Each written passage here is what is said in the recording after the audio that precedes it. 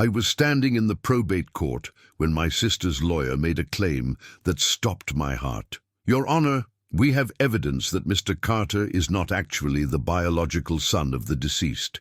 He was adopted informally and has no legal claim to this inheritance. I'd spent 34 years believing I was my parents' son. Now my own sister was trying to erase me from the family to steal everything. My name is Ryan Carter, and this is the story of how my sister weaponized a lie about my identity to try to rob me of my inheritance, how she almost succeeded, and how the truth came out in the most unexpected way. My parents, Robert and Catherine Carter, were both professors at a small liberal arts college in Vermont. My father taught history, my mother taught literature. They were intellectuals, progressive thinkers, and deeply devoted to education and family. I grew up in a house filled with books, debates, and encouragement to question everything. My sister Rachel was 4 years older than me. She was brilliant, driven, and fiercely competitive. From an early age, she excelled at everything: perfect grades, scholarships, awards. My parents were incredibly proud of her. I, on the other hand, was more laid back. I did well in school, but never pursued academic excellence the way Rachel did. I was more interested in music, in travel, in experiencing life rather than analyzing it. My parents supported both of us equally, or at least I thought they did. As we got older, the differences between Rachel and me became more pronounced.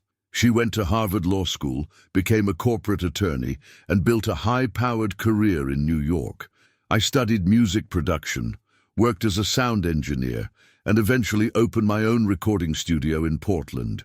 My parents were proud of both of us, but I always sensed that Rachel felt she deserved more recognition for her achievements.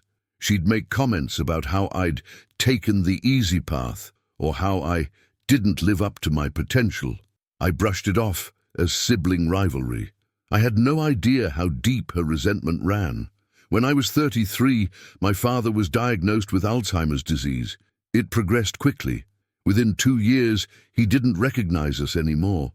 My mother became his primary caregiver, and the stress took a terrible toll on her health. Rachel visited occasionally, but was always too busy with work to help much. I, on the other hand, moved back to Vermont to support my mother. I helped with my father's care, managed his medications, and made sure my mother wasn't carrying the burden alone. My father passed away when I was 34. 6 months later, my mother died of a stroke. Losing both parents within half a year was devastating. Rachel and I planned a joint memorial service. During that time, she seemed distant, cold even.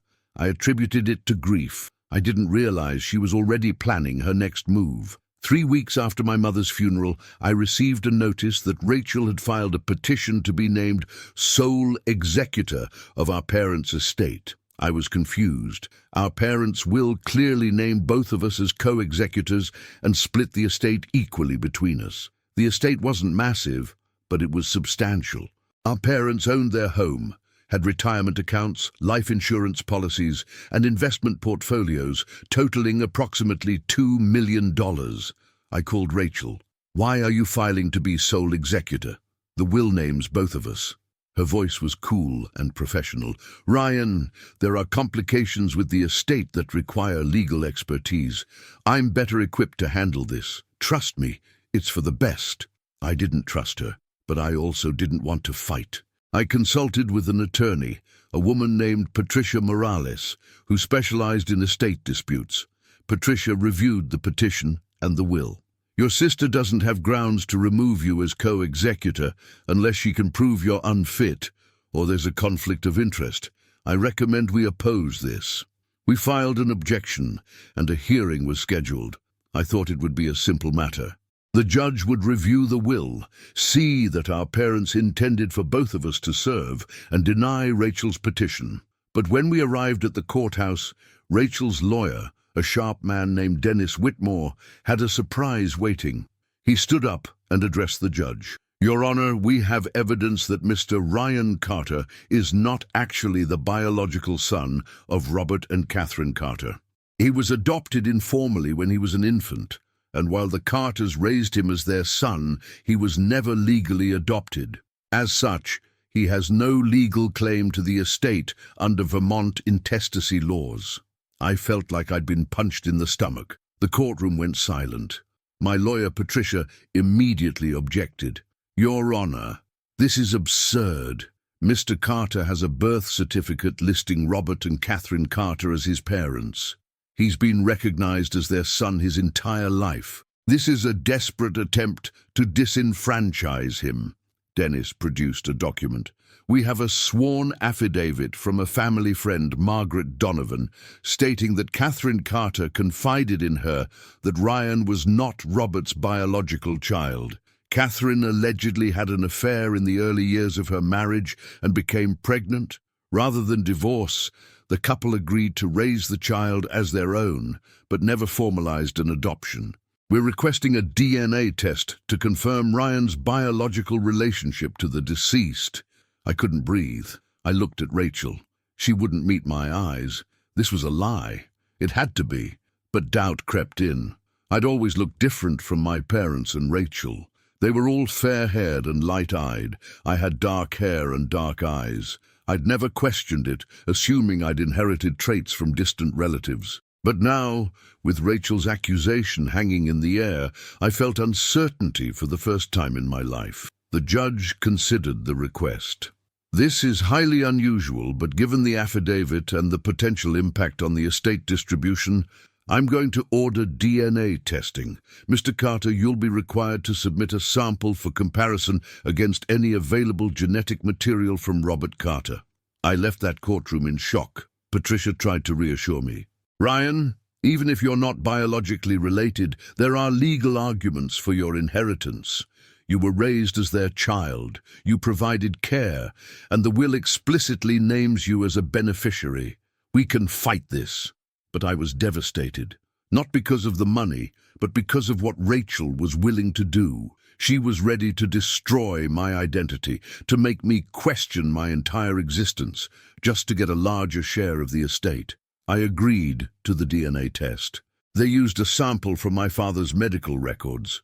The results would take 2 weeks. Those were the longest 2 weeks of my life. I barely slept. I went through old photo albums looking for clues. I called relatives asking if they'd ever heard anything about my adoption. No one had. Everyone was as shocked as I was by Rachel's claim. When the DNA results came back, Patricia called me immediately. Her voice was tight with controlled anger. "Ryan, you need to sit down for this." My heart sank. I was prepared to hear that I wasn't my father's son, that my entire life had been built on a lie. But Patricia said something I didn't expect. "The DNA test confirms with 99.9% certainty that you are Robert Carter's biological son. But there's more. We ran an additional test comparing your DNA to Rachel's using a sample from her medical records that we subpoenaed. Ryan, Rachel is not Robert's biological daughter. She's the one who isn't genetically related to your father." I couldn't process what I was hearing. "What?" Patricia's voice was firm. "Rachel isn't Robert's biological child. You are." She lied, and in doing so, she exposed her own secret. We filed an emergency motion with the court, presenting the DNA evidence. The hearing was scheduled for the following week. When we arrived, Rachel looked pale. Her lawyer Dennis seemed unprepared, shuffling papers and whispering urgently with her. The judge reviewed the DNA results. His expression was stern. "Ms. Carter, can you explain why you filed a petition claiming your brother was not your father's biological child, when in fact the opposite is true?" Rachel's lawyer stood. "Your Honor, my client was operating on information she believed to be accurate, provided by a family friend." The judge cut him off. "A family friend who has now recanted her affidavit, stating she was pressured by Ms. Carter to make false claims. I have the updated statement here." He held up a document. "Margaret Donovan states that Ms. Carter contacted her, told her what to say, and offered her $5,000 to sign the affidavit. Ms. Donovan has also provided text messages as evidence of this coercion. The judge turned to Rachel. Ms. Carter, did you fabricate this claim to remove your brother from the inheritance? Rachel's voice was barely audible. I believed it might be true. I was trying to protect the estate. The judge's voice was ice. You weren't protecting anything. You were attempting fraud. The DNA evidence clearly shows that Ryan Carter is the biological son of Robert Carter. It also shows that you, Ms. Carter, are not. Would you like to explain that? Rachel broke down. Through tears, she admitted the truth. My mother had confided in her years ago, during a particularly difficult conversation, that Rachel was the product of an affair my mother had early in the marriage. My father, Robert, had known and chosen to raise Rachel as his own daughter anyway. He'd never treated her differently, never made her feel like anything other than his child. But my mother had told Rachel the truth when Rachel was in college, thinking she deserved to know. Rachel had kept it secret for over a decade. And when our parents died and she saw the will splitting everything equally, her resentment exploded. She couldn't stand the idea that I, the biological son, would receive the same inheritance as her, the daughter my father had chosen to love despite no genetic connection. The judge's ruling was swift and harsh. Ms. Rachel Carter's petition to be named sole executor is denied. Her attempt to defraud the court and her brother through false claims and fabricated evidence is reprehensible. Mr. Ryan Carter is confirmed as co-executor, and the estate will be distributed according to the will, which clearly names both siblings as equal beneficiaries regardless of biological origin.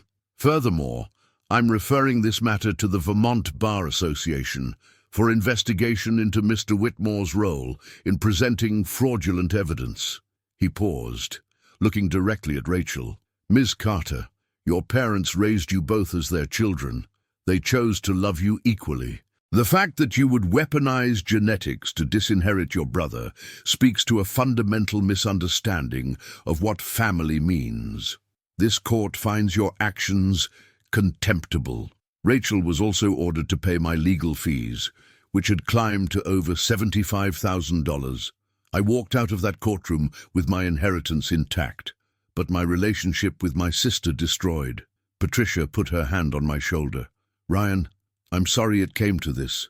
I nodded, still processing everything. The truth was, I didn't care that Rachel wasn't biologically my father's daughter.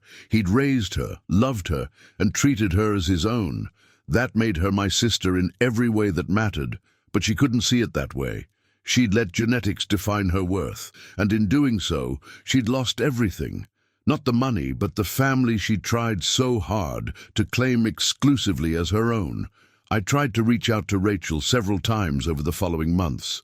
I wanted her to understand that our parents' love wasn't diminished by biology, that the will splitting everything equally was their way of saying both of us mattered. But she never responded. She moved to California shortly after the ruling, and we haven't spoken since. I used my inheritance to expand my recording studio and establish a music scholarship in my parents' names. Every year, we award funding to students who demonstrate passion for music, regardless of their academic achievements or family background.